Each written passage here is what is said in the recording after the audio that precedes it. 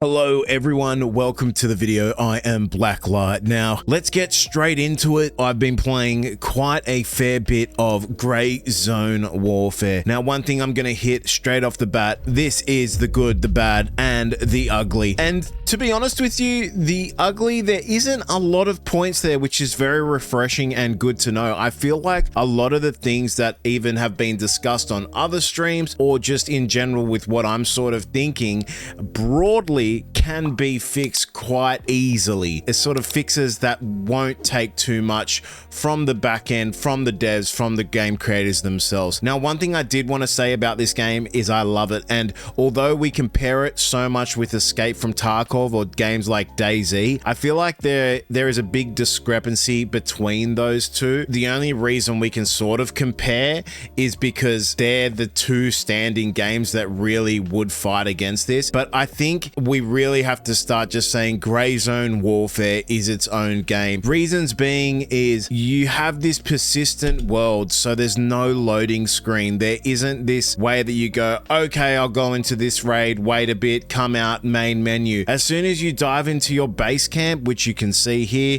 I am with the faction Mithras Security Systems. This is my base. This is my point of like my safe house. And then I obviously go to my LZs, do my quests, and then your LZs will increase as you do more missions and complete more quests. This is great. I love this, and this is the good about Grey Zone Warfare.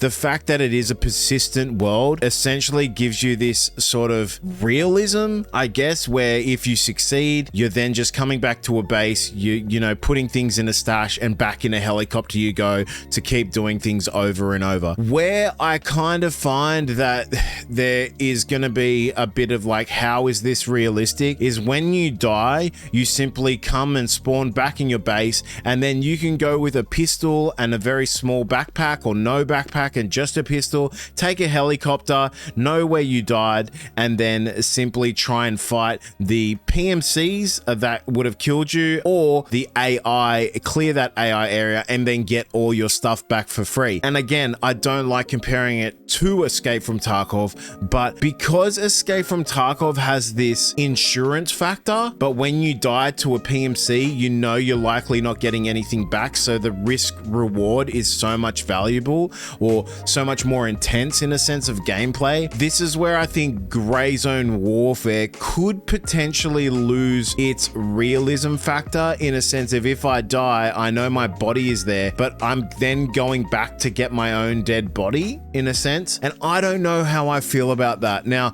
if I did die to PMCs, I'm likely knowing that my loot, my gear is going to be gone, and then, you know, it is what it is. I'll have to get new weapons, gear up, and go in again and quest and do what needs to be done. However, that's just a personal preference for me. I'm not going to go too much into that, but I do love the concept of the persistent zones with no loading screens, and it's just 16 v 16 v 16. One thing I also sort of want to talk about, and the good of the game, is the actual graphics, the vibe, the island, the atmosphere, the aesthetic. It is absolutely brilliant. It's refreshing. It gives me this realistic vibe that I am specifically in the jungle, and I love that. And at the same time, this then brings down to the point of, you know, FPS issues, performance issues, and I think that's something the game will have to focus on heavily. The FPS, I've put everything on low. I've tried doing a bit of like slight testing in game with graphics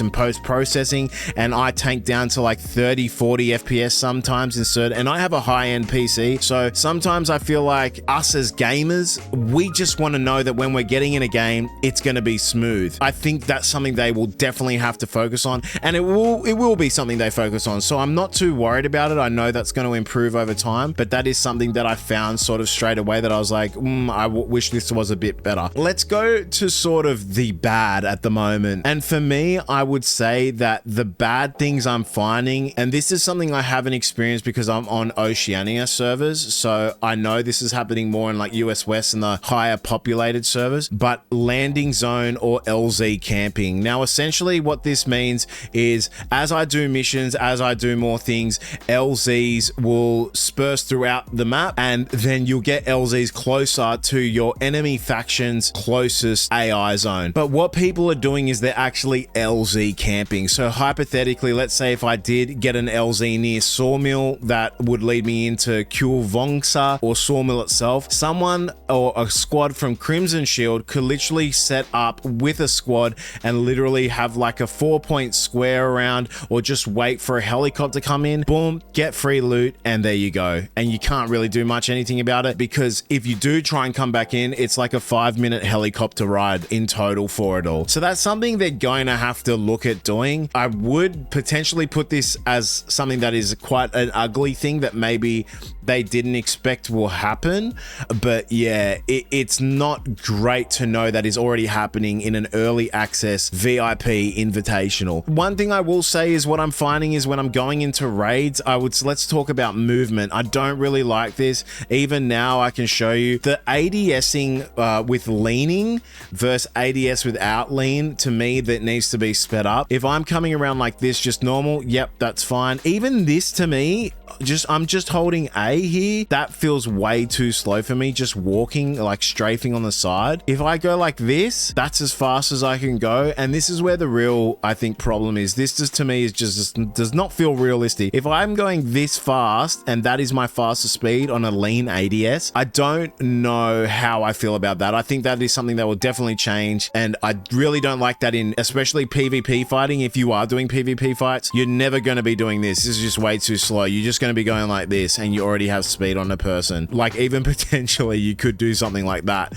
which doesn't also feel very realistic as well. Also, the reticle sight size, to me, I don't know, this is personal preference on this part, but to me, it's so hard to see, one, if it is an enemy player or if it's like an actual squad player, because even my vertical FOV being at 60, it's not really like, this just doesn't feel right. Now, in the comments, let me know, is this realistic, how you're looking at this holographic now? Is this how it should feel? Because, you know, I'm not a professional. I don't have guns at home. I've never been, you know, in the army or had the experience of shooting an AR. So let me know. But to me, this just feels a tiny bit too zoomed out, but I could be wrong on that. Also, when you're going in, I think loot doesn't feel as important in terms of actual looting. In games where we do loot, I feel like I haven't really found anything as of yet. I'm just finding basically food and water and some medical supplies, and I don't know if that's something that's specifically toned down for this invitational only beta or early access beta. So I hope that changes, because from what I can see looting wise, it wasn't that impressive. And yeah, that's something that I think will definitely need to be fixed, or maybe it's something that will enhance as they get into bigger betas with more people coming in. The ugly, I think at the moment, I don't know if this is something that was meant to be. Now, I don't know if at the moment the AI I'm shooting is the easiest level. Now, from what I know and from what I heard, it is, and they tank so many bullets if you don't shoot them in the head. And I know people might go, well, shoot them in the head. Sometimes you shoot them in the head, they don't even die. So there's a bit of a serious problem with AI tanking a lot of bullets. You specifically, like, literally need to take in like 200 bullets minimum on a when you're going out and questing, because you run out of bullets so fast in this game. And I think from that, it really leads away from the realism side of things, and I think that is something that will need to get toned down and changed, because the AI literally take so many bullets, it's quite crazy, and they have very weird movements sometimes, so they're even harder to hit. So that is something for me that I think will need to get changed. In all honesty, that is very much it for my good, bad, and the ugly review. All in all, guys, this game is absolutely on a great foundation. That's how I would say it so far. It runs well. I love where it's heading. I think it has a very bright future, and I can't wait to see what they add into the game. You know, we still aren't experiencing things like Ground Zero. I'm only up to the first, 5-6 quests, and it just feels really cool. I love the map and the idea and where this this game is going. One thing I also sort of feel is, and I don't know how I feel about it, and I'm sorry to bring this up again, when we're questing early in Escape from Tarkov, I'm someone with hundreds and hundreds of hours in Escape from Tarkov. When I'm questing at level 1 through to 5, early questing, it still forces me to PvP. Now in Grey Zone Warfare, I know they are saying that they are focusing more on the PvE side, but I don't know if that is going to stray people away from the game more or make them enjoy it more. I like the thought of knowing at level 1 and level 2, I'm doing my first or second or third quest, that I could run into people. I really hope that there's a zone early that they have that needs to have quests done into it where every faction needs to go it. So let's say a base camp here for Lemang, base camp here for Crimson, and then a base camp here for Mithras, and there's like a common amount of quests in Sawmill, and Sawmill could be like quite PvP heavy or something like that. But that's something that kind of worries me. It's I don't know where to place that in, maybe in the bad, but it could possibly be good at the same time. But that's just something else I wanted to add in as well. Let me know what your thoughts are below, in the comments. If you did enjoy the video, please like and subscribe. I am a brand new gaming channel, and once again, I am Blacklight. I hope you enjoyed the video, and catch you on the next one with some more Grey Zone Warfare content.